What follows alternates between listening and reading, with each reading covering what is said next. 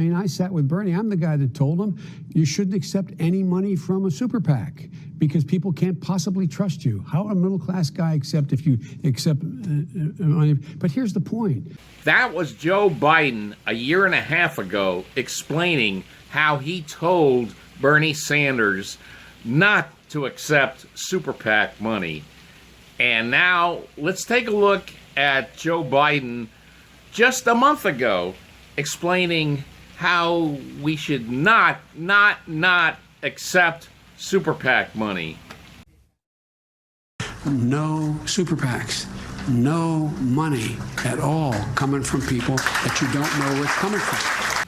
And after those lectures by Joe Biden on the evils of accepting super PAC money, we have the big flip.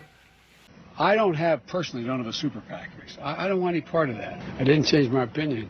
I didn't look. They're able to go out and do this, period. I cannot stop them if I wanted to stop them. It's their right to do it. Last part's not true. Last part's not. It's just not true. And Joe Biden knows that. And so he said repeatedly at the beginning of the campaign he didn't want a super PAC. He wouldn't have a super PAC.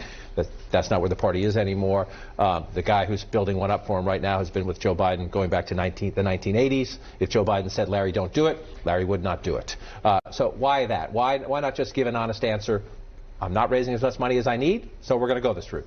So what happened with Joe Biden's flirtation with not accepting super PAC money? Well, here's an explanation of why Biden flipped.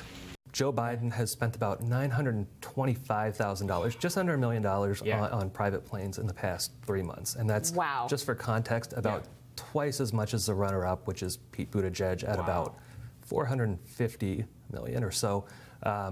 So Biden is, by far leading the pack on that front. $1 million on private planes. Yeah, if you're a donor, you hate to see it. And that's the thing. He's not, it's not working. Right. It's $1 million to shuttle him around to fundraisers where he's not raising any money. Well, and since that interview, we've learned that Biden allies are really trying to push forward with a super PAC so that a few of them could put in, millions instead of being capped down at the, couple of thousand that they're capped down at right now.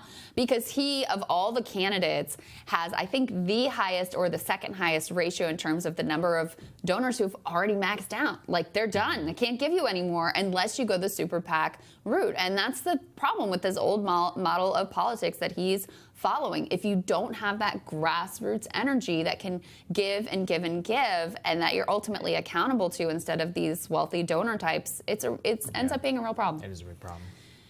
Yep.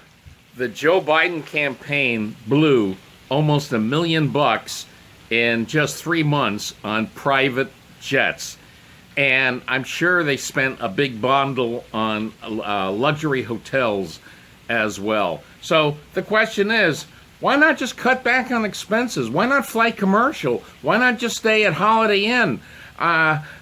You know what? That actually would probably be popular with his Democrats voters. So why not do that? Well, folks, I think the explanation can be found in the movie, in the theme of the movie Jury Duty, starring Pauly Shore. Now, of course, okay, the movie was derided as one of the worst comedies of all time.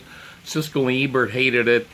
You could see the reviews on Rotten Tomatoes. They absolutely hated, almost everybody hated it. But here's the interesting thing. The basic theme was about a homeless juror, that's Pauly Shore, who finds himself on jury duty, and he discovers that he gets room and board, and he actually earns a little stipend, and he loves it. And his mission is to stay on jury duty as long as possible because he's enjoying the benefits of a luxury hotel room and food and everything. So I'm thinking the same thinking is probably going on in Joe Biden's head. He knows he's not going to win. So what he wants to do is to enjoy the campaign, enjoy the private jets, enjoy the luxury hotels, and go through the motions of campaigning. As we saw explained earlier, Biden isn't even spending all that much time campaigning. He's spending more time now fundraising. And just to give you another quick story besides jury duty, and by the way, doesn't Joe Biden, I don't know why, maybe it's just me, but to me, Joe Biden and Pauly Shore are looking more and more alike. They actually are. Okay, so another thing similar to this was a few years ago, I read the story about this guy in China, mainland China, and what he would do is he had these first class airline tickets, and every day he would show up at the airport, he would go to the first class lounge, and which included a nice first class meal that was complimentary meal, you know, in the lounge there. And then what he would do is he would cancel the flight until the next day. The next day, he would go back and repeat the process. And this went on and on and on for over a year until he got caught. But the reason why he did it, he didn't want to fly, just like I don't think Joe Biden wants to campaign. He knows he's not going to win. But the whole purpose of the Chinese guy was to enjoy the first class lounge, but especially all that nice food that came with it. It was a great idea. Hopefully the punishment for him wasn't too harsh. You know, he should be rewarded for that idea. So that's what the Joe Biden campaign has come down to. It's come down to a jury duty campaign. He knows he's not going to win, but he wants to enjoy himself along the way. Of course, he can't say that outright, so he's going through the motions. But that's it. You want to understand the Joe Biden campaign at this point, watch Jury Duty. Yes, it was a horrible comedy, but in some ways it was so bad it was funny. And you have to watch it to see it. But that explains Joe Biden's Jury Duty campaign at this point. See you later. Subscribe to the Dummy Funnies now! And don't forget to hit that notification bell